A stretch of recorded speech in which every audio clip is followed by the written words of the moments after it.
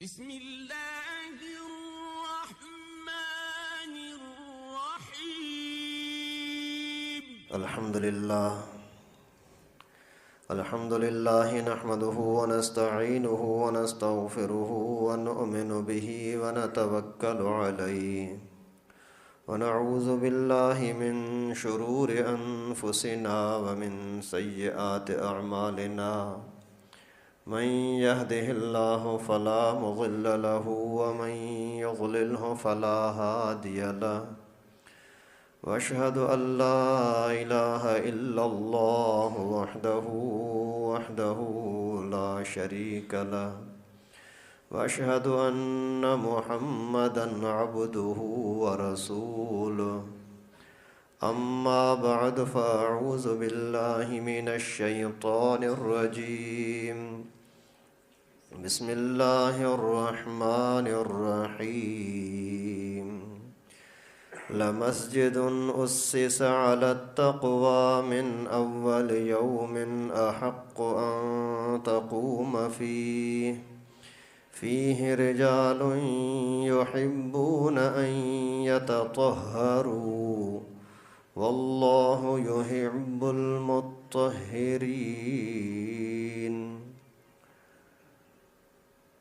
وقد قال النبي صلى الله عليه وسلم إنما بعثت معلما صدق الله وصدق رسوله النبي الكريم ونحن على ذلك لمن الشاهدين والشاكرين والحمد لله رب العالمين۔ سرور کائنات سرکار دو عالم آقائے نامدار حضرت محمد مصطفیٰ احمد مجتبیٰ صلی اللہ علیہ وسلم پر درود شریف پڑھ لیں۔ درود ابراہیمی۔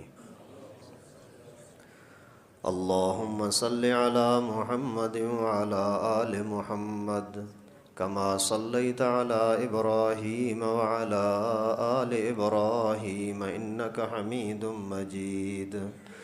اللہم بارک علی محمد وعلی آل محمد کما بارکت علی ابراہیم وعلی آل ابراہیم انک حمید مجید۔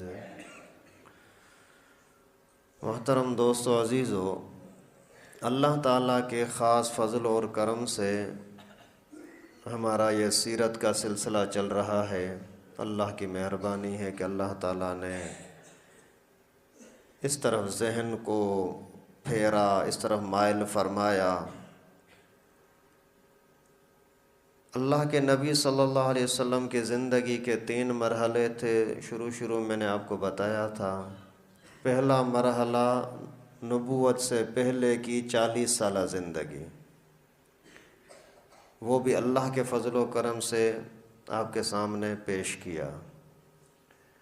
دوسرا مرحلہ تھا رسول اللہ صلی اللہ علیہ وسلم کی مکی زندگی، 13 سالہ، 40 سال ایک، 13 سال دوسرے۔ ان 13 سال کے اندر اللہ کے نبی پر کیا کچھ تکلیفیں نہیں آئیں، کتنا ظالموں کی طرف سے پیغمبر کریم کو ستایا گیا، صحابہ کو ستایا گیا، وہ بھی کچھ منظر آپ کے سامنے آیا۔ آج سے تیسرا مرحلہ شروع ہو رہا ہے رسول اللہ صلی اللہ علیہ وسلم کی مدنی زندگی، اور مدنی زندگی کے اندر پھر 10 سال، 40 سال نبوت سے پہلے، 13 سال مکی زندگی اور 10 سال مدنی زندگی، ٹوٹل 63 سال۔ ابھی باقی رہ گئے ہیں 10 سال، اور انشاءاللہ کوشش ہے کہ 10 بیانوں کے اندر انشاءاللہ اسی عنوان کو، موضوع کو سمیٹنے کی کوشش کریں گے۔ اگر زندگی رہی تو انشاءاللہ رسول اللہ صلی اللہ علیہ وسلم کے دنیا سے آگے رحلت تک، وفات مبارکہ تک کا تذکرہ انشاءاللہ 10 بیانوں کے اندر ہو جائے گا۔ اللہ تعالیٰ سے دعا ہے کہ اللہ پاک ہم سب کو سننے میں، سنانے میں اخلاص نصیب فرمائے۔ اور عمل کرنے کی توفیق نصیب فرمائے۔ تو آج سے ہجرت کا پہلا سال، رسول اللہ صلی اللہ علیہ وسلم ہجرت کر کے مدینہ منورہ تشریف لائے، اور اسی سال سے ہجرت شروع ہوئی۔ پہلے زمانے میں لوگ واقعات سے تاریخ طے کرتے تھے، بھائی یہ واقعہ ہو گیا، ابھی پانچواں سال ہے، چھٹا سال ہے، 10واں سال ہے، اسی کسی واقعے سے، جیسے اصحاب الفیل کے واقعے کے بعد ابھی دوسرا سال ہے، پہلا سال ہے، اس طریقے سے۔ تو حضرت عمر رضی اللہ تعالیٰ عنہ نے اسلام کی تاریخ ہجرت کے ساتھ طے فرمائی۔ ابھی مسلمانوں کے اوپر فرض کفایہ ہے کہ ہجری اسلامی تاریخ کو یاد رکھیں، جس کا تعلق چاند کے ساتھ ہوتا ہے۔ یہ کبھی کبھار حکومتوں کی طرف سے اس طرح کی باتیں آ جاتی ہیں کہ بھائی یہ عید دنیا کے اندر ایک ہونی چاہیے اور الگ الگ عیدیں کیوں بناتے ہیں، یہ سوائے جہالت کے اور کچھ نہیں ہے۔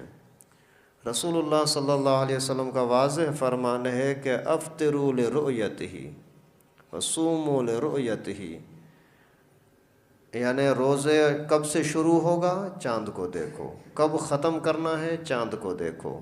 تو ہمارا تعلق چاند کے ساتھ ہے۔ چاند کبھی 29 کا بھی ہو سکتا ہے، 30 کا بھی ہو سکتا ہے، نہ 31 کا ہو سکتا ہے، نہ 28 کا اسلامی لحاظ سے۔ تو خیر حضرت عمر رضی اللہ تعالیٰ عنہ نے اس تاریخ کو طے فرمایا، جب چاند نظر آئے گا تو عید ہوگی، چاند نظر آئے گا تو روزہ ہوگا۔ اور دنیا کے اندر کہیں ایسا ہو سکتا ہے کہ ایک دن پہلے ہو جائے، بعد میں ہو جائے، چند گھنٹوں کا فرق ہو جائے، دونوں صورتیں ہو سکتی ہیں۔ تو پیغمبر کریم صلی اللہ علیہ وسلم ہجرت کر کے اور مدینہ منورہ تشریف لائے۔ مدینے میں داخل ہونے سے پہلے ایک بستی تھی، اس بستی کا نام ہے قباء۔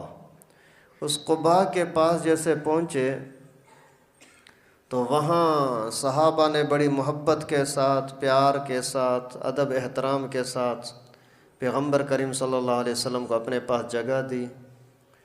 جب یہاں پہنچے تو دن کو پیغمبر کریم حضرت سعد بن خیثم رضی اللہ تعالیٰ عنہ کے پاس رہتے تھے، رات کے ٹائم پر حضرت کلثوم بن حدم رضی اللہ تعالیٰ عنہ اس کے پاس رہتے تھے۔ حضرت کلثوم کی شادی نہیں ہوئی تھی، اس وجہ سے وہ رات کو اس کے ساتھ رہنا آسان تھا، اور دن کو وہ سردار تھا حضرت سعد رضی اللہ تعالیٰ عنہ، تو اسی کے ساتھ رہتے، لوگوں کے ملاقات کے لیے لوگ بہت سارے آتے رہتے تھے۔ جیسے ہی پیغمبر کریم صلی اللہ علیہ وسلم وہاں تشریف لائے تو بڑی محبت کا اظہار کیا لوگوں نے قباء میں، ابھی تک مدینہ میں پہنچے بھی نہیں ہیں، راستے میں ہیں۔ تو وہاں صرف اللہ کے نبی 3-4 دن ٹھہرے ہیں، زیادہ نہیں۔ کچھ علماء نے 14 دن کا بھی لکھا ہے، لیکن زیادہ تر جو علماء نے لکھا ہے 3-4 دن۔ لیکن ایک دن وہاں پہنچے ہیں، لوگوں سے ملاقاتیں ہوئی ہیں، اور دوسرے دن پیغمبر کریم نے مسجد بنانا شروع کر دی۔ صحابہ کرام کے ساتھ مل کر کے حکم فرمایا کہ یہاں مسجد ہونی چاہیے، وہاں مسجد بنا دی۔ آج تک وہ مسجد اللہ کے فضل و کرم سے اسی جگہ پر مسجد موجود ہے، اس مسجد کا نام ہے مسجد قباء۔ اور خود پیغمبر کریم صلی اللہ علیہ وسلم ہر ہفتے کو مدینہ منورہ سے اپنے گھر سے وضو کر کے وہاں جاتے تھے 2 رکعت نفل پڑھنے کے لیے، اور وہاں کے نفل کے بارے میں خود رسول اللہ صلی اللہ علیہ وسلم کا فرمان ہے کہ مقبول عمرے کے برابر ثواب ہے۔ یہ اللہ کا خصوصی کرم ہے اس امت کے اوپر۔ آج ہم نے نہ پیغمبر کریم کو دیکھا نہ صحابہ کو دیکھا، لیکن اللہ تعالیٰ نے نبی پاک کے صدقے ہمیں یہ نعمت عطا فرمائی کہ آج کے زمانے کا بھی کوئی بندہ وہاں جا کر کے 2 رکعت نفل پڑھے گا تو پیغمبر کریم صلی اللہ علیہ وسلم نے جہاں سجدہ کیا تھا وہاں سجدہ کرنے کا ثواب آپ کو بھی ملے گا۔ کتنی بڑی نسبت ہے بھائی۔ آج کے لوگ نظارے کرنے جاتے ہیں نا کہ یہاں فلاں آیا تھا، یہاں فلاں آیا تھا، یہ مونجو داڑو ہے، یہ ہے، یہ ہے۔ جب رسول اللہ صلی اللہ علیہ وسلم کے جہاں قدم مبارک پڑے وہاں کتنی برکت ہوگی۔ اور جس جگہ پر یہاں پاکستان میں جس قبرستان کے اندر کوئی حافظ قرآن پڑھا ہوتا ہے، کوئی عالم قرآن پڑھا ہوتا ہے، کوئی دیندار پڑھا ہوتا ہے، اس کی وجہ سے اللہ تعالیٰ کی طرف سے رحمتیں برستی رہتی ہیں۔ جہاں رسول اللہ صلی اللہ علیہ وسلم تشریف فرما ہے، صحابہ کرام ہیں، وہاں کتنی عظمت ہوگی۔ یہ اس امت کے لیے اللہ تعالیٰ نے آسانی فرمائی ہے کہ جب چاہو وہاں جاؤ، نظارہ کرو، اور اخلاص کے ساتھ دعائیں کرو، آپ بھی انہی برکتوں کے حقدار بنیں گے۔ تو وہاں پیغمبر کریم صلی اللہ علیہ وسلم نے جو مسجد مبارک بنائی، اسی مسجد کی تعریف اللہ تعالیٰ نے قرآن میں نازل فرمائی، مسجد قباء کی۔ خود یہ آیت کریمہ جو میں نے آپ کے سامنے تلاوت کی، لَمَسْجِدٌ أُسِّسَ عَلَى التَّقْوَى مِنْ أَوَّلِ يَوْمٍ أَحَقُّ أَن تَقُومَ فِيهِ، جو پہلے جو جس مسجد کی بنیاد ڈالی گئی اخلاص کے ساتھ، آپ کے لیے زیادہ لائق یہی ہے کہ آپ اسی میں نماز پڑھا کریں، منافقوں والی مسجد میں نہ جائیں۔ منافقوں نے مسجد بنائی تھی، وہ پھر آگے جب آیا انشاءاللہ تفصیل بتاؤں گا۔ فیہ رجال یحبون ان یتطہروا، اللہ تعالیٰ فرماتے ہیں اس مسجد قباء کے جماعتی ایسے ہیں، لوگ ایسے ہیں جن کی چاہت یہ ہے کہ یہ پاک رہیں۔ واللہ یحب المطہرین، اور اللہ تعالیٰ ان لوگوں کو پسند فرماتے ہیں، اللہ کا ان کے ساتھ پیار ہے، قباء کے لوگوں کے ساتھ۔ یہ کھڈے والی قباء نہیں، رسول اللہ صلی اللہ علیہ وسلم نے جو قباء بنائی تھی وہ آج بھی ہم اگر محبت کے ساتھ کریں گے تو انشاءاللہ ہمارے ساتھ بھی کچھ تو محبت ہوگی انشاءاللہ۔ حفت عنہم الرحمہ، پیغمبر کریم صلی اللہ علیہ وسلم کا فرمان ہے جہاں اللہ کا ذکر ہوتا ہے وہاں فرشتے آ جاتے ہیں، ان کو ڈھانپ لیتے ہیں، رحمت برستی ہے۔ تو ہم بھی تو اللہ کا ذکر کر رہے ہیں، اللہ کے رسول کا ذکر کر رہے ہیں، انشاءاللہ ہم بھی رحمت کا حقدار ہیں انشاءاللہ۔ جب یہ آیت کریمہ نازل ہوئی تو پیغمبر کریم نے ایک صحابی سے فرمایا ادھر تو آؤ یار، اللہ تعالیٰ نے تمہاری قرآن میں تعریف کی ہے کہ یہ پاک لوگ ہیں، پاکیزگی کو پسند کرتے ہیں، بتاؤ تو صحیح تمہارا عمل کون سا ہے؟ وہ پہلے تو حیران ہو گیا کہ اللہ تعالیٰ نے ہمارا تذکرہ قرآن میں کیا ہے۔ حضرت اور تو ہمیں کچھ بات سمجھ میں نہیں آتی، لیکن ہماری عادت یہ ہے کہ جب بھی ہم قضاء حاجت کے لیے جاتے ہیں، چھوٹے بڑے قضاء حاجت کے لیے، تو وہاں ہم پہلے ڈھیلے کے ساتھ پتھر کے ساتھ استنجا کرتے ہیں، صفائی کرتے ہیں، پھر جب تسلی ہو جاتی ہے تو پھر پانی کے ساتھ بھی استنجا کر لیتے ہیں۔ اللہ کے نبی صلی اللہ علیہ وسلم نے فرمایا یہی بات ہے جس کی وجہ سے اللہ تعالیٰ نے تمہاری تعریف کی ہے، سمجھا؟ آج کے زمانے میں بھی یہی ہے، دونوں چیزیں کرو، پہلے اچھی طرح سے آپ اپنی صفائی کرو، بھلے ٹیشو پیپر سے کرو، ڈھیلے سے کرو، کسی بھی طریقے سے، مکمل تسلی ہو گئی کہ ابھی صفائی ہو چکی ہے، پھر بھی پانی کے ساتھ اگر صفائی کر لیں تو یہ ڈبل ثواب۔ مسجد بن گئی، پھر اللہ کے نبی صلی اللہ علیہ وسلم کا اصل جو مقام تھا، جہاں جانا تھا، وہ تو مدینہ منورہ ہے۔ آگے جانے کے لیے جیسے تیاری کی تو لوگ وہاں سے استقبال کے لیے کچھ آ گئے، اور ادھر سے جو مکے سے لوگ آئے تھے ہجرت کر کے وہ بھی پیغمبر کریم صلی اللہ علیہ وسلم کے ساتھ مل گئے۔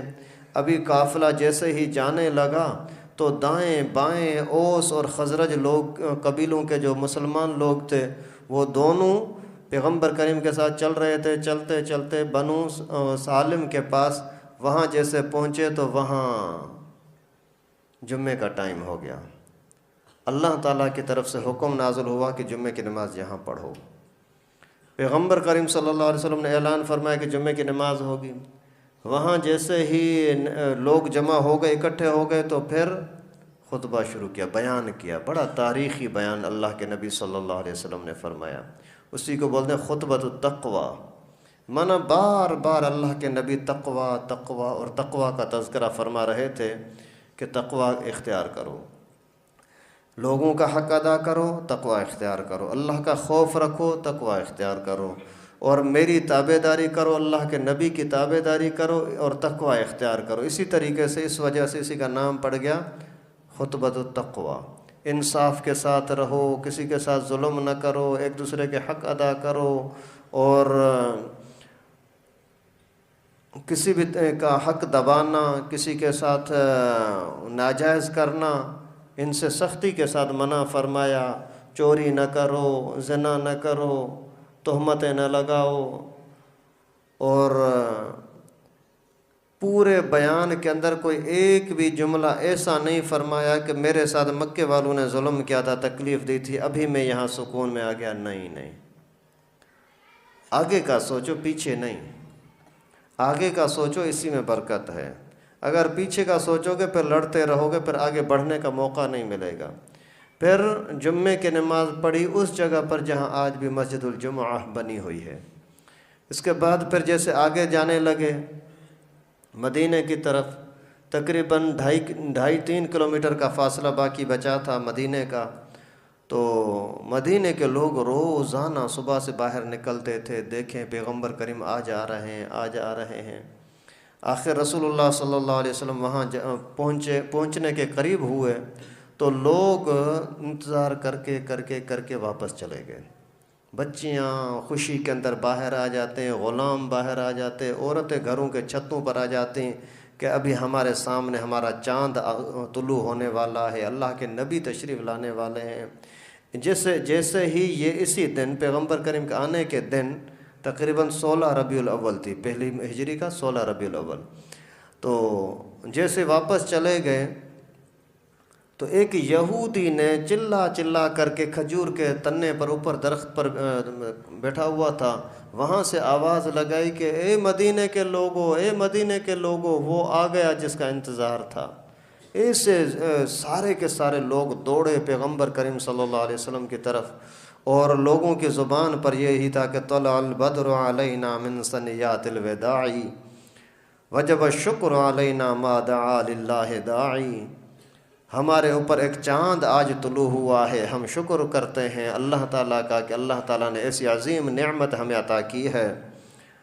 اور پھر بچیاں وہ بھی اشعار پڑھنے لگیں اور کہتی ہیں کہ نحن الجوار من بنی النجار یا حبذا محمد من جاری، ہم بنو نجار قبیلے کی بچیاں ہیں، لڑکیاں ہیں، آپ کو خوش آمدید کہتے ہیں، حضرت آپ ہمارے پاس تشریف لائیں، اور ہمیں بڑا ہی قیمتی اور خوبصورت پڑوسی مل گیا کہ اللہ کے نبی ہمارے پاس تشریف لائے۔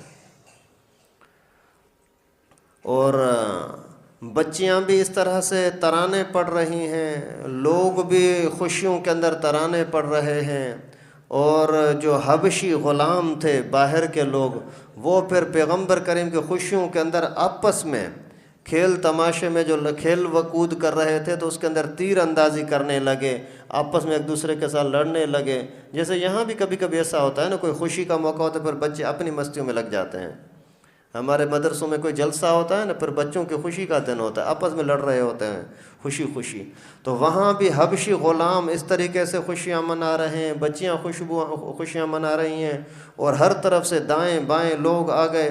پیغمبر کریم صلی اللہ علیہ وسلم اونٹنی پر آگے تشریف فرما ہیں، حضرت ابو بکر بھی ساتھ پیچھے بیٹھے ہوئے ہیں، اور ہر ایک کی تمنا ہے کہ حضرت آپ ہمارے پاس تشریف لائیں، اللہ کے نبی صلی اللہ علیہ وسلم نے فرمایا دعوہا، اونٹنی کو چھوڑ دو، اور یہ اللہ تعالیٰ کی طرف سے ہی معمور ہے، فإنہا معمور من اللہ تعالیٰ نے جہاں اس کو حکم دیا وہاں بیٹھے گی۔ اور ہر ایک کی تمنا تھی، اور لوگ اسی کے طرف اشارے کر رہے تھے اونٹنی کو، میری طرف آ جا، لیکن اللہ تعالیٰ نے جہاں چاہا وہاں اس کو بیٹھنا تھا۔ چلتے چلتے حضرت ابو ایوب انصاری رضی اللہ تعالیٰ عنہ کے گھر کے سامنے ایک جگہ تھی جہاں لوگ اپنے کھجور کو خشک کرتے تھے، کھجوریں سکھاتے تھے، تو وہاں آ کر کے بیٹھ گئی۔ جیسے ہی وہاں بیٹھ گئی تو سارے لوگ حیران ہو گئے، ابھی ان کو یقین ہو گیا کہ ابھی نہ نبی پاک کسی کو ترجیح دے رہے ہیں نہ ہی ہماری مرضی چل رہی ہے، ابھی اونٹنی کو سکھانے والا کون ہے؟ معلوم ہوا کہ وہ اللہ ہی کی طرف سے ہے۔ اونٹنی بیٹھ گئی، بڑے محبت کے ساتھ لوگوں نے استقبال کیا، ملاقات کی، اور حضرت ابو ایوب انصاری رضی اللہ تعالیٰ عنہ کا گھر 2 منزل تھا۔ انہوں نے عرض کیا کہ اللہ کے رسول آپ میرے گھر میں ہی رہیں، پیغمبر کریم نے قبول فرمایا، اونٹنی کو اللہ تعالیٰ نے یہاں بٹھایا ہے۔ اس نے عرض کیا کہ حضرت آپ اوپر منزل میں ہوں، ہم نیچے آ جائیں۔ پیغمبر کریم نے فرمایا میرے پاس لوگ بار بار آتے جاتے ہیں، ملاقاتیں ہوتی ہیں، تو میں نیچے رہوں زیادہ اچھا ہے۔ اس نے عرض کیا کہ ہم حضرت اوپر رہوں آپ نیچے، یہ اچھا نہیں لگتا، ادب کے خلاف ہے۔ حضرت نے فرمایا، پیغمبر کریم صلی اللہ علیہ وسلم نے فرمایا کہ ضرورت کی بنا پر ایسا کر رہے ہیں، اس میں کوئی بے ادبی، کوئی ناجائز نہیں ہے۔ ادب ہے، جتنا ادب ہوگا اتنا ہی اللہ تعالیٰ کی طرف سے رحم بھی آئے گا۔ امام ابو حنیفہ رحمہ اللہ کے نے ایک مرتبہ کسی سے پوچھا تھا، ایک یہ جو ہوتے ہیں یعنی نالیاں وغیرہ صاف کرنے والے لوگ، ان میں سے کوئی بندہ سامنے سے جا رہا تھا، اس سے پوچھ لیا کہ بھائی کتا کب بالغ ہوتا ہے؟ بولا جب ٹانگ اوپر کر کے پیشاب کرتا ہے تب۔ اتفاق سے پھر ایسا ہوا کہ بعد میں جب بھی اسی بھنگی کو دیکھتے تو بھی ادب احترام کے اندر کھڑے ہو جاتے۔ امام ابو حنیفہ رحمہ اللہ جو ہزاروں مسلمانوں کے طلباء کے علماء کے استاد، جس کے بارے میں پیغمبر کریم صلی اللہ علیہ وسلم نے فرمایا کہ علم اگر ثریا ستاروں تک بھی چلا جائے، چھپ جائے، تو بھی ابو حنیفہ جا کر کے اس کو وہاں سے بھی لے آئے گا، اتنا شان والا۔ لیکن اسی بھنگی کے لیے کھڑے ہو رہے ہیں۔ ایک مرتبہ طلباء کے ساتھ بیٹھے ہوئے تھے تو ایک لڑکے باہر کھیل رہے تھے، کھیلتے کھیلتے ان پر جیسے نظر پڑی تو امام صاحب کھڑے ہو گئے۔ کسی نے پوچھا حضرت کیا ہے، خیر تو ہے؟ فرمایا کہ ہاں میرے استاد کا بیٹا سامنے آ گیا تھا، اس کے ادب میں کھڑا ہو گیا۔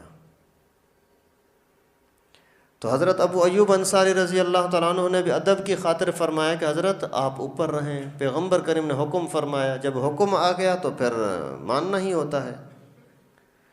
حضرت ابو ایوب اوپر چلے گئے، پیغمبر کریم صلی اللہ علیہ وسلم نیچے رہے، ملاقاتیں ہوتی رہیں۔ تو اتنے میں پھر ایک رات ایسی بھی گزری، سردی بھی تیز تھی، تو اسی دوران رات کے ٹائم پر وہ میاں بیوی اوپر سوئے ہوئے تھے، تو کوئی پانی تھا، کوئی بوتل، کوئی مٹکا، وہ گر گیا۔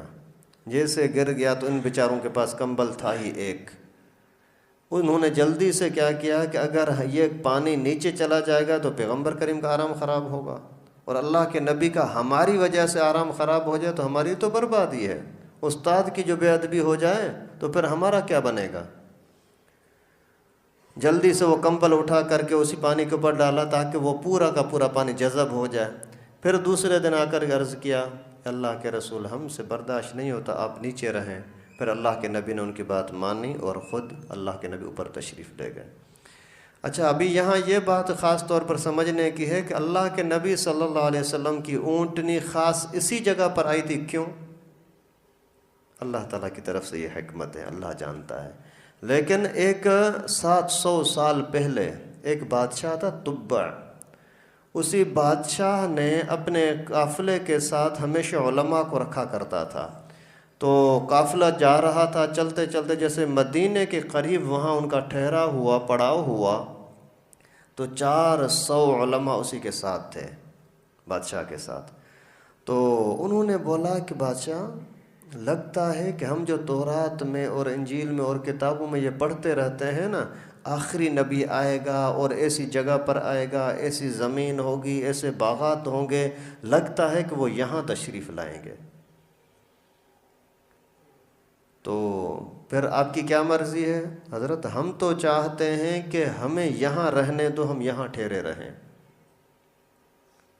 بادشاہ نے بولا کہ ٹھیک ہے، لیکن ایک کام کرو، میں ابھی آپ سب کو گواہ بنا کر کے بولتا ہوں کہ اگر وہ رسول آ جائے تو اس کو بولنا کہ تبع بادشاہ نے آپ کے اوپر ایمان لایا تھا اور آپ کے رسالت کی گواہی دی تھی۔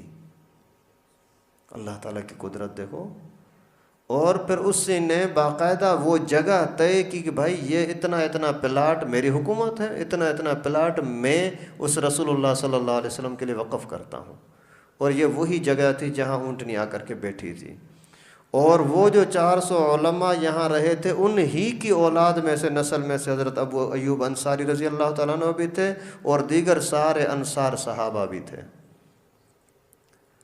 یعنی علماء کی اولاد کے اندر اللہ تعالیٰ نے کتنی برکت عطا فرمائی کہ ایسے انصار مجاہد بنے کہ اپنے نے پرانے یار دوست تعلقات والے یہودی ان کے سب کے ساتھ تعلقات توڑ دیے، لڑنے کے لیے تیار کہ ہم رسول اللہ صلی اللہ علیہ وسلم کے ساتھ رہیں گے بس۔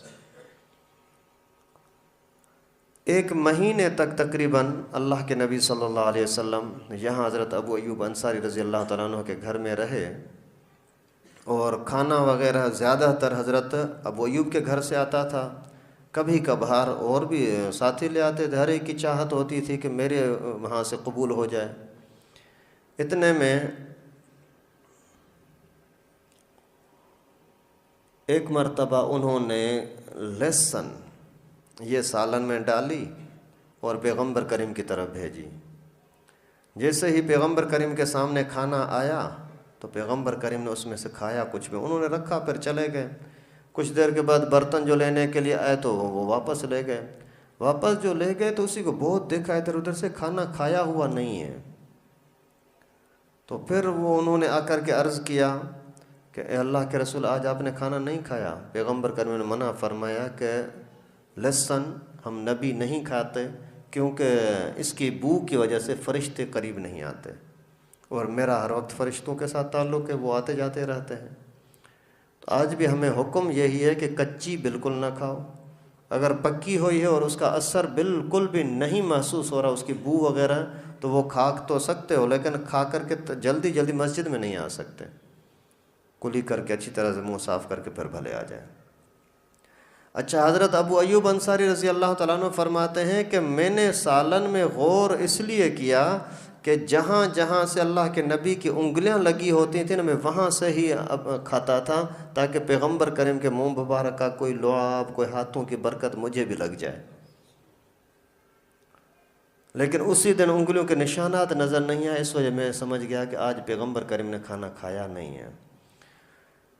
تو یہاں جیسے ایک مہینے تک رہے، اس کے بعد پھر مسجد نبوی بنانے کا حکم فرمایا۔ ابھی مسجد بنانی ہے، مشورہ کیا اور پھر مسجد بنانا شروع کر دی۔ مسجد کیسے بنائیں گے بھائی؟ پتھر وغیرہ لانے ہیں، اینٹیں لانی ہیں، سارے صحابہ بھی وہ لا رہے ہیں، خود پیغمبر کریم صلی اللہ علیہ وسلم بھی اٹھا رہے ہیں ان کے ساتھ، اور مسجد کی دیواریں وغیرہ جو مناسب تھیں بنا دیں۔ پھر ان کے پیلر کے لیے بھی کھجی کے تنے کھڑے کر دیے، اوپر سے شہتیر اور گارڈر کی جگہ پر بھی یہی کھجور کے تنے رکھے، اور اوپر چھت بنانے کے لیے بھی اسی کھجور کے شاخیں رکھ کر کے اور چھت بنا دی۔ بالکل سادہ سی مسجد، اور ایک طرح سے چھاؤنی بن گئی اسلام کے لیے۔ اور پھر اسی گھر کے ساتھ، مسجد کے ساتھ ساتھ پھر 2 گھر بنا دیے اللہ کے نبی کے لیے، کیونکہ پیغمبر کریم صلی اللہ علیہ وسلم کی ابھی 2 گھر والیاں تھیں۔ ایک حضرت سودا رضی اللہ تعالیٰ عنہ، اس کے ساتھ بھی نکاح ہو چکا ہے، رخصتی ہو چکی ہے۔ دوسری بیوی سیدہ عائشہ صدیقہ رضی اللہ تعالیٰ عنہ، اس کے ساتھ نکاح ہوا ہے لیکن رخصتی نہیں ہوئی، تو اس کے لیے بھی گھر بن گیا۔ تو پھر یہاں پہ لوگوں کا آنا جانا بھی شروع ہوا، اور یہاں کے حالات کے اعتبار سے پیغمبر کریم صلی اللہ علیہ وسلم کے سامنے حالات بالکل تبدیل ہو گئے۔ وہاں دشمن تھے مشرکین مکہ، اور ساتھ دینے والا کوئی نہیں تھا۔ یہاں پر عجیب صورتحال بن گئی کہ یہودی دشمن ہیں، مکے کے لوگ بھی دشمن ہیں، اور یہ جو ہمارے مقتدی ہیں صحابہ، وہ بھی نئے نئے لوگ ہیں۔ ابھی ان کی ذہن سازی بھی کرنی ہے، دشمنوں کے ساتھ مقابلہ بھی کرنا ہے، اور اللہ تعالیٰ کی عبادت بھی کرنی ہے۔ تو 3 کام پیغمبر کریم کے سامنے تھے۔ ایک کام، اللہ تعالیٰ کے ساتھ تعلق مضبوط رکھو۔ دوسرا، آپس میں تعلقات اچھے رکھو، کہ صحابہ کرام کچھ تو یہاں کے باشندے ہیں مدینے کے، کچھ بیچارے مسافر آئے ہیں کہ ان کو یہاں کوئی جاننے والا ہی نہیں ہے۔ اور پھر تیسرے نمبر پر یہاں کے حالات کے اعتبار سے باہر سے اگر کوئی حملہ کرے تو پھر کیا کیا جائے۔ تو ان 3 کاموں کے لیے پیغمبر کریم نے 3 کام کیے، 3 ضرورتوں کے لیے۔ اللہ تعالیٰ کے ساتھ تعلق کے لیے مسجد اور مدرسہ، لوگوں کے آپس میں صلح کرنے کے لیے مواخات مدینہ، بھائی چارہ، پھر سیاسی لحاظ سے جو ٹکراؤ کسی کا ہو سکتا تھا اسی کے لیے پھر سیاسی حکمت عملی۔ پہلے نمبر پر اللہ تعالیٰ کے ساتھ تعلق کے لیے مسجد اور مدرسہ۔ قباء میں ٹھہرے، مسجد بن گئی۔ پھر مدینہ منورہ کے اندر آئے تو مسجد نبوی بنانی پڑی، اور مسجد نبوی کے پلاٹ کے لیے پھر پوچھا کہ یہ کس کا قبضہ ہے بھائی، کون اس کا مالک ہے؟ بتایا کہ سہل اور سہیل 2 یتیم ہیں، ان کی ہے۔ اللہ کے نبی نے فرمایا ان کو بلاؤ۔ وہ بڑے خوش ہو گئے کہ اللہ کے نبی نے ہمیں بلایا ہے، ہمیں یاد کیا ہے۔ اللہ کے نبی نے ان کے سامنے بات رکھی کہ یہ پلاٹ چاہیے مسجد کے لیے۔ اللہ کے رسول حاضر، اور بھائی قیمت کتنی ہے؟ نہیں سائیں قیمت کون لے گا، نہیں بتاؤ۔ آخر اللہ کے نبی صلی اللہ علیہ وسلم ان سے قیمتاً خریدی، تاکہ کوئی آئندہ کے لیے کبھی بھی یہ تہمت نہ لگا سکے کہ قبضے کی جگہ پر مسجد بنائی ہے۔ جیسے آج کل لوگ ہیں نا، دونوں طرف سے ظلم، جن کو اپنا بس نام کمانا ہوتا ہے ایسی جگہوں پر مسجد بنا دیتے ہیں جہاں کوئی نمازی ہوتا ہی نہیں ہے۔ ابھی ایسی جگہ پر مسجد بنانے کی ضرورت کیا ہے؟ دیہات میں ابھی کچھ 1-1.5 مہینہ پہلے میں گیا تھا، روڈ پر ایک مسجد بنی ہوئی تھی، نماز کا ٹائم ہو رہا تھا، یہ چھوٹا بچہ میرے ساتھ تھا، تو ابھی نماز کے لیے جیسے میں اندر گیا تو مسجد اتنی اللہ معاف فرمائے مٹی تھی اور یہ جالا لگا ہوا تھا کہ اندر آدمی جا نہیں سکتا۔ شاید کئی مہینوں تک کوئی بندہ، کئی سالوں تک شاید اندر مسجد میں کوئی گیا نہیں ہوگا۔ ایسی جگہوں پر مسجد بنانے کی کیا ضرورت ہے؟ پھر نالے کے اوپر مسجد بنانے کی کیا ضرورت ہے؟ بس پتہ نہیں کیا حرص۔ اور دوسرا پھر حکومت کی طرف سے ایسی سختیاں، جو مسجد بن گئی بولتے ہیں اس کو گرا دو۔ تو شرعی نقطہ نظر سے تو اسلامی حکومت کی ذمہ داری ہے کہ مسجدیں بھی بنائے، مدرسے بھی بنائے۔ اسکول بناتی ہے تو مسجد کیوں نہیں؟ پارک بناتے ہیں تو پھر مسجد کیوں نہیں؟ جب اور آفیسوں کے لیے آپ کے پاس پلاٹ ہے تو مسجد کے لیے پلاٹ نہیں ہے؟ تو خیر اللہ کے نبی صلی اللہ علیہ وسلم نے ان کو پیسے ادا کیے اور پیسے دے کر کے پھر وہاں مسجد بنائی۔ اور پھر آپس میں معاملات کو صحیح کرنے کے لیے مواخات کا مطلب یہ تھا کہ صحابہ کرام کو ایک دوسرے کے ساتھ جوڑ دیا تاکہ یہ ایک دوسرے کے ساتھ جڑے رہیں، اور وہ مسافر ہیں تو ان کے لیے بھی پریشانی نہ ہو، یہاں کے مقامی باشندے ہیں تو ان کے لیے بھی پریشانی نہ ہو۔ خیر اللہ کے نبی صلی اللہ علیہ وسلم نے ان کے ساتھ یہ معاملہ طے فرمایا کہ بھائی بھائی بن جاؤ۔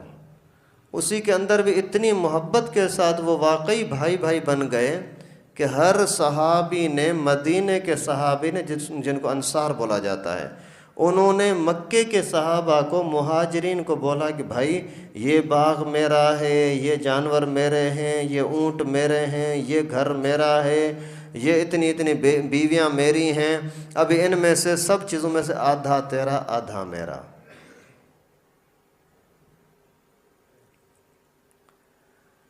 اور یہ مواخات اللہ کے نبی صلی اللہ علیہ وسلم نے قائم فرمائی، اور اس کی مثال آج تک دنیا میں کہیں نہیں ملتی۔ پہلے تو اس سے کسی کا نام نشان نہیں تھا، کسی کو پتہ ہی نہیں تھا، لیکن ابھی پیغمبر کریم نے بتا دیا، پھر بھی لوگوں کو پتہ نہیں ہے کہ اس طرح سے بھی کوئی معاشرہ اچھا ہو سکتا ہے۔ جو غریب ہے غریب ہوتا جائے، جو امیر ہے امیر ہوتا جائے، کسی کو ایک دوسرے کا احساس نہیں ہے۔ خیر مواخات کے اندر یہ ہوا کہ زیادہ تر صحابہ ایک دوسرے کے اندر لالچ نہیں رکھتے تھے۔ بولا بھائی یہ مال تیرا نہیں، بھائی آپ کا بڑا احسان، بڑی مہربانی، آپ صرف اتنا کرو کہ مجھے مارکیٹ بتاؤ کہ مارکیٹ ہے کہاں، میں خود ہی وہاں سے کر لوں گا۔ خود ہی گئے مارکیٹ میں اور مزدوری وغیرہ کر کے اپنا گزارا کرنے لگے۔ بھائی مجھے بتا دو صحیح، یہاں کے لوگ لکڑیاں کہاں سے لاتے ہیں آگ جلانے کے لیے؟ بتایا کہ وہ فلاں جنگل سے۔ بس ٹھیک ہے، آپ کی بڑی مہربانی، مجھے صرف کلہاڑے کا انتظام کر کے دو، میں خود ہی وہاں سے لاؤں گا۔ اور اسی طریقے سے یعنی خودداری، نہ ان کو لالچ ہے نہ ان کو بخل ہے۔ اسی طریقے سے یہ سلسلہ چلتا رہا۔ پھر جب خیبر فتح ہوا اور بہت زیادہ خزانے اللہ تعالیٰ کی طرف سے آ گئے، تو پھر جو مہاجرین صحابہ کو ملا تھا وہ سارا کچھ ان کو واپس کر دیا۔ اتنے سالوں تک ہم نے آپ کی چیزوں سے فائدہ لیا، آپ کا احسان آپ کو اللہ تعالیٰ اجر عطا کرے گا، لیکن ابھی ہمیں اس کی ضرورت نہیں ہے۔ اور پہلے باقاعدہ نبی پاک نے جو ان کو بھائی بھائی بنایا تھا تو میراث میں بھی ایک دوسرے کے شریک ہو جاتے تھے۔ بھائی ایک بندہ فوت ہو گیا، یہ اس کا بھائی تھا، ابھی بھائی کو میراث دے دو۔ لیکن پھر اللہ تبارک و تعالیٰ نے قرآن پاک میں آیت نازل فرمائی سورہ نساء کے اندر یوصیکم اللہ فی اولادکم للذکر مثل حظ الانثیین، پورا قاعدہ بتا دیا کہ اس کو حق ملے گا، اس کو نہیں ملے گا۔ اس کے بعد پھر وہ سمجھ گئے کہ ابھی اللہ تعالیٰ نے وہ موافقات کا حکم جو تھا مالی لحاظ سے وہ ختم کر دیا۔ بھائی بندی کے اعتبار سے تو بھائی رہنا ہی ہے، تعاشروا کالاخوان وتعاملوا کالاجانب، زندگی گزارو بھائیوں کی طرح، زندگی گزارو بھائیوں کی طرح، اور معاملات کرو اجنبیوں کی طرح۔ بھائی کے ساتھ کوئی व्यापार کرنا ہے تو بالکل اجنبی، بھائی میری چیز اتنے کی ہے، میں اتنے نفع کے ساتھ بیچنا چاہ رہا ہوں، لینا چاہتے ہو لو، نہیں لینا چاہتے نہ لو، لیکن زندگی بھائیوں کی طرح گزارو، کیونکہ دنیا کے اندر بھائی کا تعلق اس سے بڑھ کر کوئی رشتہ ہے ہی نہیں، کوئی رشتہ ہو ہی نہیں سکتا کہ بھائی کے ساتھ جتنی محبت کرتا ہے۔ ایک بادشاہ کے پاس، غالباً ہارون رشید کے پاس 3 قیدی آ گئے۔ ایک عورت ان کے پاس آئی سفارش کے لیے، حضرت میرے قیدی آپ کے پاس ہیں، ان کو چھڑاؤ۔ اچھا یہ کون ہے، آپ کے کیا لگتے ہیں؟ ایک میرا بیٹا ہے، ایک میرا بھائی ہے، ایک میرا شوہر ہے۔ ابھی تو عورت ذات ہے، تو آئی ہے، چلو تیری سفارش کی وجہ سے کسی ایک کو ہم چھوڑنے کے لیے تیار ہیں، آزاد کریں گے، باقی سب کو نہیں چھوڑیں گے۔ تو اس نے بولا کہ ٹھیک ہے صحیح ہے، لیکن ابھی آپ بتاؤ کس کو چھوڑیں؟ اس نے جا کر اپنے بھائی پر ہاتھ رکھا، میرے بھائی کو چھوڑو۔ بادشاہ حیران ہو گیا، بھائی کو؟ بھائی کماتا ہے اپنے بیوی بچوں کے لیے، اس کی بیوی تو اجنبی ہے، اس کے بچے تو تجھے کچھ دیتے لیتے نہیں ہیں، تو اپنے بیٹے کے لیے کہتی، کیونکہ بیٹا بہت ہی قریبی رشتہ ہوتا ہے، تو اپنے شوہر کے لیے کہتی جو تیرے لیے کما کر کے پورا دن محنت کر کے تیرے پاس لاتا ہے، اور تو نے جا کر کے بھائی پر ہاتھ رکھا۔ تو عورت نے رو کر کے بولا اگر زندگی رہی تو شوہر دوسرا مل سکتا ہے، اگر شادی ہوئی تو بیٹا دوسرا مل سکتا ہے، لیکن بھائی اگر یہ چلا گیا تو دوسرا بھائی نہیں آ سکتا۔ بادشاہ نے اس کی عقل کو دیکھ کر کے حیرت میں آ کر کے بولا کہ تیرے اس اچھے فیصلے کی وجہ سے میں نے تینوں کو آزاد کر دیا۔ تو بھائی کا رشتہ اللہ کے نبی صلی اللہ علیہ وسلم نے ان کو آپس میں مواخات قائم کی۔ مواخات مانا بھائی بن جانا، اور واقعی بھائی بن کر دکھایا۔ اور پھر تیسرا کام جو تھا کہ اللہ کے نبی صلی اللہ علیہ وسلم نے سیاسی لحاظ سے معاملات کو صحیح کرنے کے لیے وہاں کے سرداروں کو، علاقے کے لوگوں کو بلایا۔ بھائی دیکھو، علاقے میں امن لانا، ترقی یافتہ سوسائٹی بنانا، اس کے لیے ضروری ہے کہ ہم آپس میں اختلاف کو بھلا دیں اور ایک قانون اور طریقے کے مطابق زندگی گزاریں۔ یہ باتیں ایسی تھی کہ سب راضی ہو گئے، ہاں بات تو صحیح ہے، ایسا ہونا چاہیے۔ پھر پیغمبر کریم صلی اللہ علیہ وسلم نے ان سب کو ملا کر کے ایک معاہدہ کیا۔ یہاں بڑے قبیلے 5 تھے، 2 مشرک تھے، اوس اور خزرج، جو زیادہ تر ابھی لوگ مسلمان ہونے لگے اور پیغمبر کریم کے حلقے میں آنے لگے۔ 3 یہودی تھے، بنو قینقاع، بنو نذیر اور بنو قریظہ، یہ بڑے شرارتی انتہائی درجے کے۔ تو ان کے ساتھ معاہدہ یہ کیا کہ بھائی دیکھو، آپ اپنے مذہب کے اندر آزاد ہیں، آپ کا جو مذہب ہے اس مذہب پر چلتے رہیں، اور معاملات کے اعتبار سے مسلمان اور یہودی آپس میں بھائی بن کر کے رہیں گے، لڑائی جھگڑا نہیں ہوگا، اور اگر آپ کے ساتھ کسی کی لڑائی ہو جاتی ہے تو ہم آپ کا ساتھ دیں گے، اگر ہمارے ساتھ کسی کی لڑائی ہو جاتی ہے تو آپ پھر ہمارا ساتھ دیں گے، اگر آپ نے کسی کو غلطی میں قتل کر دیا، جرمانے کے اندر آپ کو دیت ادا کرنی پڑی ہے، 100 اونٹ پڑتی ہے، تو آپ کے ساتھ ہم مدد کریں گے۔ اگر ہم میں سے کسی نے ایسی غلطی کی کہ کسی کا بندہ غلطی سے مار دیا، بدلے کے اندر جرمانے میں 100 اونٹ دینے پڑ رہے ہیں، تو پھر آپ بھی ہمارے ساتھ مدد کرو گے۔ اور اسی طریقے سے مکے کے جو مشرک ہیں، جن کے ظلم مشہور ہیں، ان کے ساتھ کسی کو بات کرنے کی اجازت نہیں ہوگی، اور ان کے ساتھ کوئی بھی مصالحت نہیں کرے گا۔ اور اگر کسی قبیلے کے ساتھ یہودیوں نے صلح کیا تو ہم بھی اس کے ساتھ صلح کریں گے، اگر ہم نے مسلمانوں نے کسی کے ساتھ صلح کیا تو تمہیں بھی صلح کرنا ہوگا۔ اس طریقے سے اگر چلیں گے تو اللہ کا مضبوط بھی ہو جائے گا، محفوظ بھی ہو جائے گا، کسی کو جرأت نہیں ہوگی کہ ہمارے معاملات کے اندر مداخلت کر سکیں۔ تو ان سب نے یہ بات مان لی، لیکن یہودی تو یہودی ہیں، لعنتی قوم، اللہ کی لعنت ہے ان کے اوپر۔ دوسرے سال ایک قبیلے نے دھوکہ کیا، پھر چوتھے سال دوسرے قبیلے نے دھوکہ کیا، پانچویں سال تیسرے قبیلے نے بھی دھوکہ کیا۔ اس طریقے سے کر کے انہوں نے پھر یہ اللہ کے نبی کے ساتھ غداری کی، غداری کے بدلے میں پھر ان کے ساتھ جہاد ہوا، وہ غزوات ہوئے، وہ غزوات کا تذکرہ آگے آئے گا انشاءاللہ۔ تو یہاں پھر پیغمبر کریم صلی اللہ علیہ وسلم نے فی الحال تو معاملے کو مضبوط کر دیا، اللہ کے ساتھ تعلق بھی، مسجد اور اصحاب صفہ مدرسے کے اندر باقاعدہ طلباء آتے تھے، رہتے تھے، اور دوسرے نمبر پر مواخات، آپس میں ان کو جگہ بھی مل گئی، تیسرے نمبر پر اس لحاظ سے امن بھی قائم ہو گیا، خطرات ختم ہو گئے۔ تو پھر اللہ کے نبی صلی اللہ علیہ وسلم کو ابھی اپنا کام کرنا آسان ہو گیا۔ اتنے میں ایک مرتبہ حضرت عبداللہ ابن سلام، یہودیوں کا بہت بڑا عالم تھا، وہ جس نے شروع میں آواز لگائی تھی کہ جسی کا آپ انتظار کر رہے ہو وہ آ گیا، یہ چلتے چلتے پیغمبر کریم صلی اللہ علیہ وسلم کے پاس پہنچا تو اللہ کے نبی صلی اللہ علیہ وسلم حدیث مبارکہ بتا رہے تھے کہ کھانا کھلاؤ، سلام کو عام کرو، رات کے ٹائم پر آپ عبادت کیا کرو، اور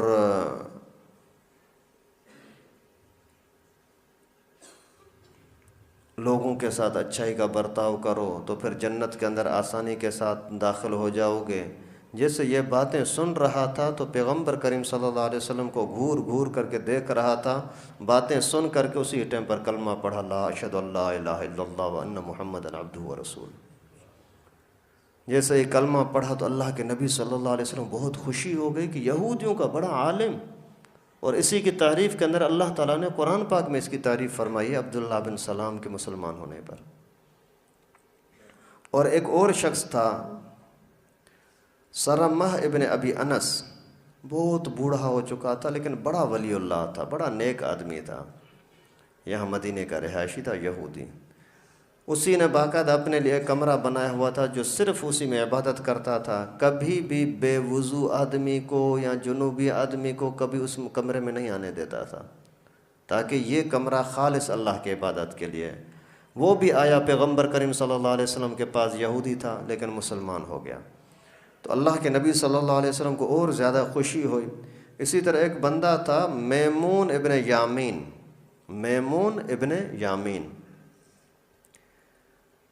اسی کو پتہ لگا پیغمبر کریم کا، وہ بھی چلتے چلتے آ کر کے اللہ کے نبی کے ساتھ ملاقات کی اور کلمہ پڑھ لیا، اور اس نے عرض کیا اللہ کے رسول، میرے ذہن میں ایک تجویز آ رہی ہے، آپ یہودیوں کو فلاں فلاں لوگوں کو بلاؤ یہاں اور ان کے ساتھ کوئی بات چیت کرو، وہ آپ کی بات مانیں گے نہیں، ابھی آپ کی بات اور ہوئی، ان کی بات اور ہوئی، پھر آپ ایسا کرنا کہ بولنا کہ یہ میمون کو بلاتے ہیں، اس سے فیصلہ کراتے ہیں۔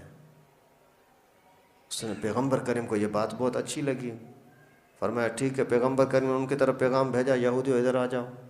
یہ کہیں سائڈ پہ بیٹھ گیا، باتیں بھی سن رہا تھا۔ پیغمبر کریم نے ان کے ساتھ بات چیت کی، بھائی میں اللہ کا رسول ہوں، بات مانو، جیسے حضرت موسیٰ نبی تھے، حضرت عیسیٰ نبی تھے، اور نبی تھے، اس طرح بات کرتے کرتے کرتے اب اس زمانے میں اللہ تعالیٰ نے مجھے رسول بنا کر کے بھیجا ہے، آپ کی کتابوں میں بھی لکھا ہوا ہے، لیکن وہ نہیں مان رہے تھے، اپنی دلیلیں دے رہے تھے۔ اللہ کے نبی نے فرمایا کہ آپ کے اندر، آپ کے ماحول میں کوئی علم والا بندہ ہے، اس سے بھلا فیصلہ کراتے، اس سے پوچھتے ہیں۔ تو وہ سوچنے لگے، پیغمبر کریم نے فرمایا بتاؤ اسے میمون کیسا ہے؟ بولا وہ تو بڑا علم والا ہے، اس نے اگر آپ کا بول دیا یہ سچا نبی ہے تو بس ابھی ابھی ہم سارے اسلام قبول کرتے ہیں۔ اللہ کے نبی صلی اللہ علیہ وسلم نے پھر میمون کو بلایا، میمون نے دونوں کی تھوڑی مختصر باتیں سن کر کے بولتا ہے اللہ کے رسول، مجھے تو پتہ نہیں تھا کہ آپ واقعی اس طرح کی باتیں کرتے ہیں اور آپ واقعی اللہ کے رسول ہیں۔ ان کے سامنے کلمہ پڑھ لیا کہ لا الہ الا اللہ محمد رسول اللہ۔ لیکن وہ ظالم تھے، انہوں نے پھر بھی اسلام کو قبول نہیں کیا، کیونکہ شرارت تھی، دل کے اندر پلیتی تھی۔ تو اسی دوران پھر ایک واقعہ اور بھی عجیب ہوا، وہ یہ کہ ایک بندہ وہ جا رہا تھا اور اس نے دیکھا کہ بکریاں جو اس کی چر رہی ہیں، اس کی اپنی بکریاں تھیں وہ چر رہی ہیں، اچانک ایک بھیڑیا آیا، اس کی ایک بکری کو اٹھا کر کے بھاگا، تو یہ ڈنڈا اٹھا کر کے اس کے پیچھے بھاگا، بھاگتے بھاگتے جا کر کے اسی بھیڑیے کو پکڑا، اور بھیڑیے کے منہ سے جیسے بکری چھین لی تو بھیڑیے نے زبان سے آواز کی کہ اللہ تعالیٰ نے مجھے روزی دی تھی اور اس ظالم نے مجھ سے روزی چھین لی۔ سمجھ رہے ہو؟ کس نے بولا؟ بھیڑیے نے۔ کیا بولا؟ بولو نا بھائی، سارے بولو۔ اللہ تعالیٰ نے مجھے روزی دی تھی اور اس نے مجھ سے چھین لی۔ یہ حیران ہو کر کے، یہودی تھا، حیران ہو کر کے اس کو بولنے لگا، یار عجیب بات ہے، بھیڑیے بھی بات کرتے ہیں؟ تو یہ اور حیران ہو گیا۔ تو بھیڑیے نے بولا، بھائی میرا بات کرنا اتنا عجب والی چیز نہیں جتنا کہ اللہ کے نبی صلی اللہ علیہ وسلم مدینے میں بیٹھے ہیں اور اس کو نہیں مانتے ہو، یہ بڑی عجیب بات ہے۔ یہ اور حیران ہوا، اسی ٹائم پر بھاگا، بکریوں کو چھوڑا، گھر میں آیا، پیغمبر کریم صلی اللہ علیہ وسلم کے پاس آ کر کے کچھ بات چیت کی، عرض کیا کہ بھیڑیے نے ایسا ایسا کہا ہے، اللہ کے نبی صلی اللہ علیہ وسلم کے اوپر وہ مسلمان کلمہ پڑھ کر مسلمان تو ہوا، لیکن وہاں پیغمبر کریم نے ایک عجیب بات اور فرمایا کہ بھیڑیے کی بات کرنا کوئی بڑی چیز نہیں ہے، آخری زمانہ ایسا بھی آئے گا کہ لوگوں کی جتیاں اور لوگوں کے کوڑے یہ بھی بات کریں گے، لوگوں کی جتی اور لوگوں کے کوڑے یہ بھی بات کریں گے، یہاں تک کہ وہ جب گھر سے چلا جائے گا پھر واپس آئے گا تو وہ کوڑا اس کو پورے بتائے گا کہ یہاں کیا کیا ہوا تھا۔ یہ کب کی بات ہے بھائی؟ آج سے 1400 سال پہلے کی۔ اور آج یہ موبائل کیا ہے، یہ انٹرنیٹ کیا ہے، یہ سیٹلائٹ کیا ہے، یہ کیمرے کیا ہیں، یہی چیزیں ہیں نا۔ گھر کے اندر فٹ کر دو، آپ چلے جاؤ، گھومتے پھرتے رہو، واپس آؤ گے پورا ریکارڈ آپ کے سامنے آئے گا۔ اس زمانے کے اندر تو اس چیز کو جو موجود نہ ہو سمجھانے کی اور کوئی صورت ہی نہیں تھی۔ پیغمبر کریم نے فرمایا جوتیاں بات کریں گی، ران بات کرے گی، آپ کا جسم بات کرے گا، ران بات کرے گی۔ آج کل جیبوں کے اندر جو ہم موبائل رکھتے ہیں یہ رانوں کے پاس نہیں ہے۔ تو اس طریقے سے وہ بھی اللہ کے فضل سے مسلمان ہو گیا۔ اسی طریقے سے پھر حضرت سلمان فارسی رضی اللہ تعالیٰ عنہ ہوتے، اس کا بھی عجیب واقعہ۔ یہ اس کی عمر اس امت میں سب سے زیادہ عمر اسی کی ہوئی ہے۔ بعض علماء نے لکھا ہے کہ 350 سال عمر تھی، یہاں 250 سال تو پکی تھی ہی، کچھ علماء نے 250 سال لکھی، کچھ نے 350 سال۔ تو اسی 350 سال والے اس بزرگ نے بڑھاپے کے اندر پیغمبر کریم کے ساتھ ملاقات کی، اور فارس کا تھا اور بڑا ماں باپ کا لاڈلا تھا، اور اتنا لاڈلا تھا، اتنا حسین تھا کہ باپ اسی کو اپنی کھیتی باڑی پر بھی نہیں چھوڑتا تھا کہ نہ جانا بچہ، ماحول خراب ہے، تو خراب ہو جائے گا۔ آخر اللہ تعالیٰ نے اس کے مقدر میں ہدایت لکھی تھی۔ اس میں علماء نے لکھا ہے کہ جو اچھا ہو نا، وہ جتنی سختی کرو اتنا زیادہ اچھا ہو جاتا ہے، جو گندا ہو جتنی سختی کرو لیکن وہ اپنی گندگی کو چھوڑتا نہیں ہے۔ ابھی یہ مقدر میں اچھا تھا اور ماں باپ کا زور ہے کہ تو مجوسی بن کے رہا، آگ کی عبادت کرتا رہا، لیکن اسی کو ایک مرتبہ باپ نے بولا کہ بچہ میں ابھی کہیں کام سے جا رہا ہوں، تو وہاں جا کر کے اس چیز کا خیال رکھنا۔ یہ جیسے ہی وہاں گیا تو ایک پادری کے ساتھ ملاقات ہو گئی، عیسائی راہب کے ساتھ۔ جیسے ملاقات ہوئی تو اس کے ساتھ پھر میل جول شروع کی، اور باپ کو پتہ لگا، باپ نے بڑی سختی کی کہ تو نے ایسا کیوں کیا ہے۔ آخر اس نے بولا کہ ابو میرا مذہب وہی ہے جو اس کا مذہب ہے۔ باپ نے اس کو زنجیروں میں باندھ دیا، حضرت سلمان فارسی کو۔ آخر اسی نے کسی طریقے سے پیغام بھیجا اس کی طرف، گرجا والوں کی طرف، بتاؤ تو صحیح اس وقت دنیا میں سب سے بڑا نیک انسان کون ہے؟ انہوں نے بولا یار شام میں ہے، ہم فارس میں رہ رہے ہیں، وہ شام میں ہے۔ بولا وہاں اگر کوئی قافلہ وغیرہ جائے تو مجھے بتانا، میں بھی وہاں جاؤں گا۔ ٹھیک ہے، کچھ دنوں کے بعد وہ پیغام آ گیا کہ قافلہ جا رہا ہے، یہ وہ زنجیر وغیرہ توڑ کر کے اور آ گیا۔ جا کر کے وہاں پہنچا اسی راہب کے ساتھ، پھر دوسرے کے پاس، تیسرے کے پاس، خیر ان لمبی تفصیل میں نہیں جاتے۔ خیر چلتے چلتے پھر کسی جگہ پر اس کو ڈاکوؤں نے پکڑ لیا، پھر اس کو آگے جا کر کے بیچا۔ 10 بندوں پر غلام بنتے بنتے، ایک کا غلام، دوسرے کا، تیسرے کا، 10 کے پاس آ کر کے پھر پیغمبر کریم کے ساتھ ملاقات کی۔ اس کو پتہ لگا اللہ کے نبی یہاں تشریف لائے ہیں، جلدی سے کھجور لی اپنے باغ سے، جس کے باغ میں کام کرتا تھا، آ کر کے پیغمبر کریم کے سامنے پیش کی۔ حضرت میں آپ کے لیے ہدیہ لایا ہوں۔ کیا ہے، کس چیز کا ہے؟ بولا حضرت صدقہ ہے۔ پیغمبر کریم نے صحابہ کو فرمایا آپ کھا لو، میں نہیں کھاؤں گا۔ حضرت آپ کیوں نہیں کھا رہے؟ بھائی صدقہ نبی نہیں کھاتے۔ دوسرے دن پھر کھجور لے آیا، حضرت یہ کھا لیں۔ کیا ہے؟ یہ ہدیہ ہے، تحفہ ہے، گفٹ ہے۔ پیغمبر کریم نے فرمایا آ جاؤ آ جاؤ کھاتے ہیں۔ ساتھ ہی کھانا شروع کر دیا۔ پیغمبر کریم تکلفات والے نہیں تھے کہ میں بڑا ہوں میرے ساتھ کوئی اور نہ بیٹھے، نہیں، پیار محبت کے ساتھ ساتھ سارے مل کر کھاتے تھے، مذاق بھی کرتے تھے ایک دوسرے کے ساتھ۔ ایک مرتبہ حضرت ابو بکر، حضرت عمر، حضرت علی، پیغمبر کریم یہ ساتھ مل کر کے کھجور کھا رہے تھے، تو ایسے ہی کسی کے ذہن میں آیا تھوڑا سا حضرت علی کو چھیڑتے ہیں۔ کیا چھیڑتے ہیں؟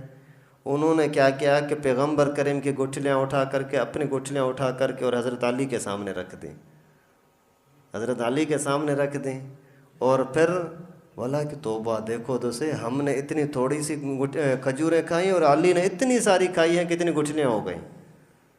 حضرت علی بھی تو علی تھے نا، بہت ماشاءاللہ ہوشیار تھے، بہت چالاک، اور فرمایا کہ اچھا شکر ہے میں نے گٹھلیاں تو بچائی ہیں، تم تو گٹھلیوں کے ساتھ کھا گئے۔ اللہ کے نبی صلی اللہ علیہ وسلم کے سامنے ایسا کر رہے ہیں۔ تو خیر پیغمبر کریم صلی اللہ علیہ وسلم بے تکلف تھے۔ فرمایا وما انا من المتکلفین، میں تکلف والوں میں سے نہیں ہوں، جو ٹھیک آیا بسم اللہ۔ ہم ایک مرتبہ حضرت بیر والوں کے پاس گئے تھے، رات کا ٹائم تھا، کھانے کا ٹائم تھا، اسی ٹائم پر اس نے ہمیں یہ سبز چائے اور ڈبل روٹی کھلائی تھی۔ اور یہی سنت طریقہ ہے، جو اللہ نے دیا ہے اس کو اللہ کی بڑی نعمت سمجھ کر کے کھلاؤ، یہ نہ کہ تکلفات میں پڑو گے مصیبت ہو جائے گی، نفرتیں ہوں گی۔ ایک مرتبہ آپ کے پاس کوئی دوست آیا، آپ نے تکلف کے ساتھ اس کے لیے کھلایا، کھانا پینا تیار کیا، تو پھر دوسری مرتبہ آئے گا تو آپ دل میں نفرت کرو گے، یار اتنا پیسہ کہاں سے لاؤں، کہاں سے خرچہ کروں۔ یہاں ملتان کے اندر ایک مدرسے کا محتمم تھا، اس کے پاس ایک شخص گئے، بڑا آدمی، کوئی مدرسے کا چندہ دینے والا، تعاون کرنے والا، وہ جو آ رہا تھا، تو محتمم صاحب نے ایک ہوشیار طالب علم کو بلایا، یار کراچی کے مہمان آئے ہیں، بہت اہم مہمان ہیں، ان کے لیے جاؤ، یہ کچھ پیسے دے دیے، جا کر کے خدمت کے لیے سامان لے آؤ۔ تو وہ جو گیا، وہ طالب علم ہوشیار تھا، کوئی سبزی لی، کوئی ہلکی پھلکی روٹی لی، سادہ دسترخوان لگا کر کے اس پر کھلایا۔ تو محتم صاحب پہلے تو فی الحال تو غصہ ہو گئے کہ یہ کیا کیا، اتنا بڑے دور سے مہمان آئے اور تو ایسا کر رہا ہے، خدمت بھی نہیں کر رہا۔ تو حضرت یہ فی الحال سے خاموش رہا، کہ استاد بھلے ڈانٹتا ہے، استاد کو حق ہے۔ خیر جب کھانا کھا لیا، بڑی محبت کے ساتھ بیٹھے، تھوڑی دیر گپ شپ لگی، پھر وہ چلے گئے۔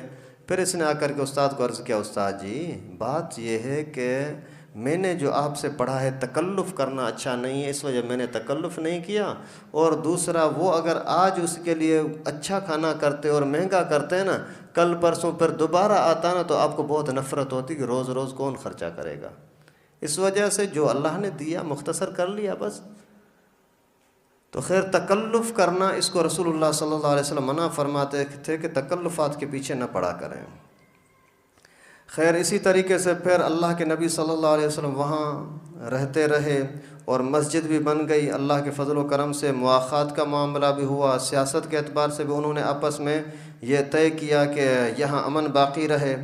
پھر ایک شخص تھا جو بہت بڑا نبی پاک صلی اللہ علیہ وسلم کا دشمن، آخر تک کٹر دشمن رہا، حیی ابن اخطب، حیی ابن اخطب، اور اسی کی بیٹی آگے چل کر کے رسول اللہ صلی اللہ علیہ وسلم کے ازواج مطہرات میں بھی داخل ہوئی تھی۔ یہ انشاءاللہ آخر میں آئے گا جب پیغمبر کریم کے گھر والیوں کا تذکرہ آئے گا۔ بی بی صفیہ رضی اللہ تعالیٰ عنہ پیغمبر کریم کے گھر والی بھی بنی تھی اسے، یعنی حیی بن اخطب کی بیٹی۔ اس کا بھائی تھا ابو یاسر، وہ چلتے چلتے کسی طریقے سے پیغمبر کریم کے پاس آ گئے۔ ویسے یہودیوں کے علاوہ وہ تو سینکڑوں کے تعداد میں لوگ مسلمان ہو رہے تھے الحمدللہ، لیکن یہودیوں کا مسلمان ہونا یہ ایک بہت وہاں یعنی ایک اعتماد کی چیز تھی کہ لوگ ان کو دیندار سمجھتے تھے، اور وہی پیغمبر کریم کے پاس آ رہے ہیں۔ تو یہ ابو یاسر آیا، پیغمبر کریم کے ساتھ ملاقات کی، بات اچھی لگی، الحمدللہ اس نے بھی کلمہ پڑھ لیا، مسلمان ہو گیا۔ جیسے ہی مسلمان ہوا تو وہاں گیا اپنے گاؤں میں، جا کر کے لوگوں کو اکٹھا کیا، بھائی آپ پیغمبر کریم کی بات مانو، اسی میں خیر ہے، سچا نبی ہے، برحق نبی ہے، نہیں مانو گے تباہ ہو جاؤ گے۔ جیسے یہ تقریر کر رہا تھا تو یہ حیی بن اخطب سردار تھا جو قوم کا اپنے یہودیوں کا، وہ آ گیا، خبردار یہ پاگل ہو گیا ہے، اس کی باتوں میں نہ آؤ، میں سردار ہوں، اگر کسی نے ایسا کیا تو میں اس کو یہ کروں گا یہ کروں گا۔ آخر اس ظالم نے روک دیا، اور وہ ابو یاسر تو مسلمان ہوا لیکن دوسروں کو اس نے مسلمان ہونے نہیں دیا۔ تو اسی میں ایک واقعہ ہو گیا کہ ایک عورت نے زنا کی، یہودی عورت نے، اور معاہدہ یہ ہو گیا تھا کہ حکومت پیغمبر کریم صلی اللہ علیہ وسلم کی ہوگی، معاہدہ پر دستخط بھی ہو چکا ہے، ابھی جو بھی فیصلہ کرنا ہوگا نبی پاک کو کرنا ہوگا۔ تو اسی سال کی بات، یعنی پہلے سال، یہ یہاں تک ابھی جو چل رہا ہے یہ پہلا ہی سال ہے۔ تو اس عورت کے زنا کا جو تذکرہ آیا، شکایت آئی، تو پیغمبر کریم نے فرمایا اس کو قرآن کے قانون کے مطابق فیصلہ ہوگا، اس کو سنسار کیا جائے گا۔ تو ابن سوریہ، یہودی ابن سوریہ، وہ دوڑتا آیا، رشوت لی لوگوں سے، اپنے جس کے اوپر جرم تھا، بولا میں آپ کو جان چھڑاتا ہوں، بچاتا ہوں۔ آیا پیغمبر کریم کے پاس، حضرت آپ کے ساتھ ہمارا معاہدہ ہے، میثاق مدینہ ہے کہ اس کے اندر ہمیں اپنے مذہب پر چلایا جائے گا، مذہب ہمارا ہی ہوگا۔ پیغمبر کریم نے فرمایا بالکل ٹھیک ہے۔ پھر کتاب لے آیا، یہ دیکھو ہماری مذہبی کتاب ہے تورات، اس کے اندر یہ دیکھو یہاں یوں یوں لکھا ہوا ہے کہ عورت کے اوپر سنسار اور رجم کا حکم نہیں ہے۔ ایسے چالاکی کی، یوں بات کرتے ہوئے اسی ایک سطر پر اس نے انگلی رکھ دی۔ تو پیغمبر کریم صلی اللہ علیہ وسلم کے پاس جبرائیل بیٹھا ہوا تھا، جبرائیل نے بتایا یہ جھوٹ بولتا ہے ظالم۔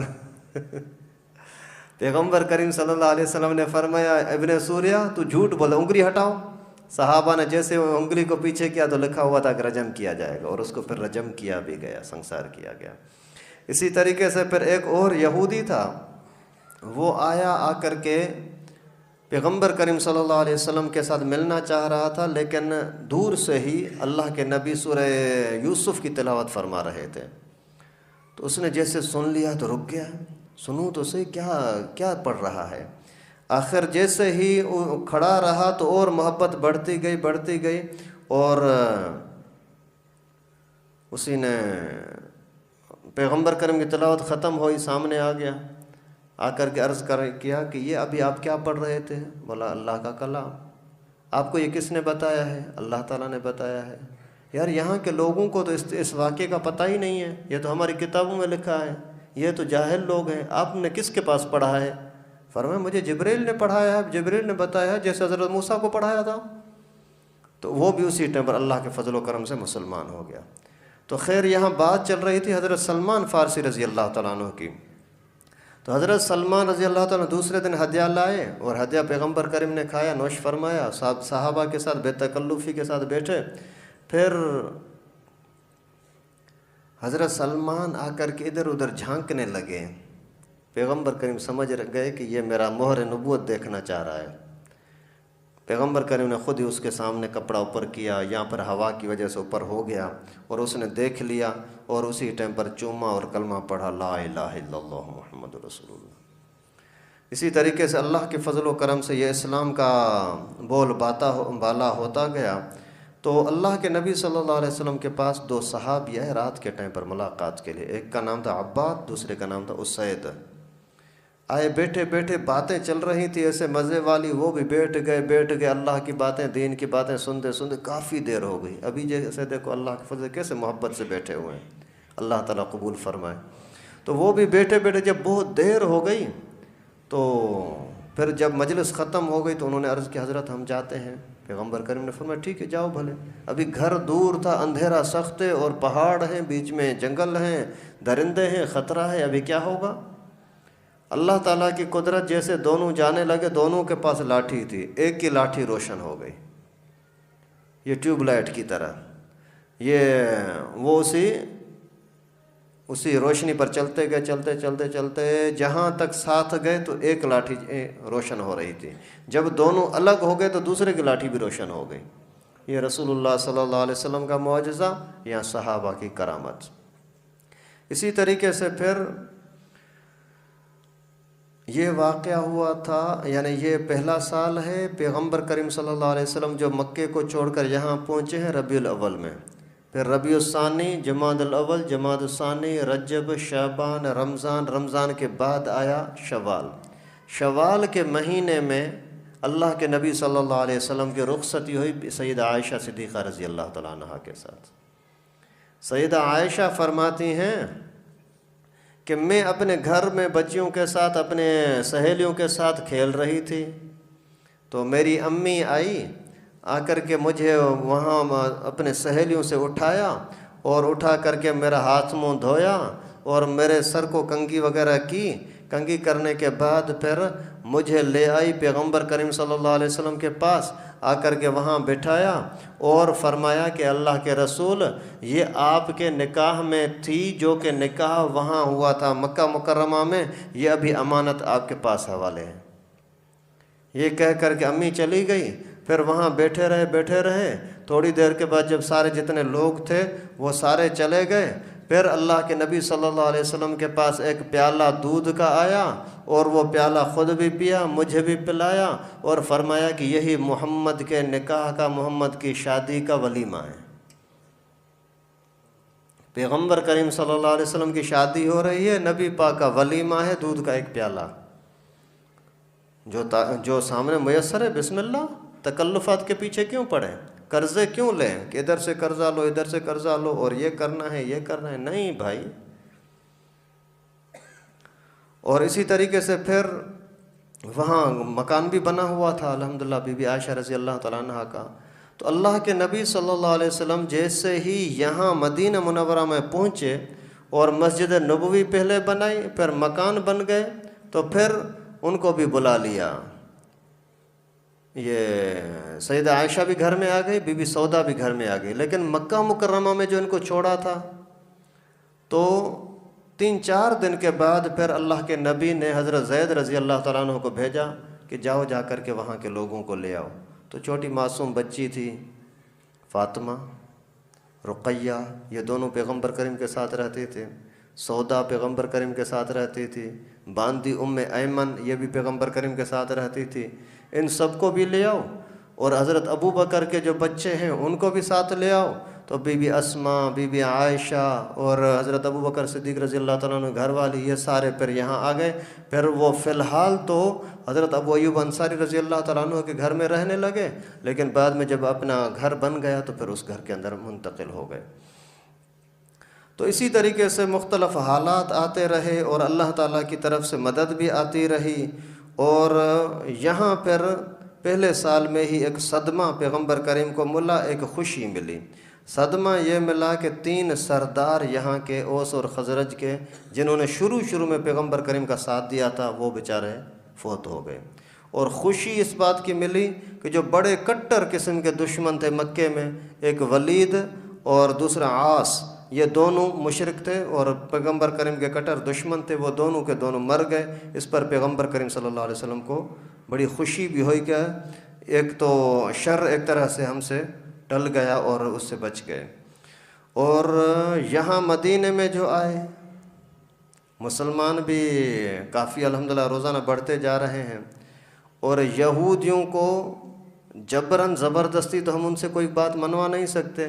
انہوں نے ایک شرارت یہ کی کہ پانی جو ان کے پاس ہوتا تھا بئر روما، وہ بہت مہنگا بیچنے لگے مسلمانوں کو۔ اوروں کے لیے سستا ہے، مفت ہے، لیکن مسلمانوں کے لیے بہت مہنگا، تنگ کرتے ہیں۔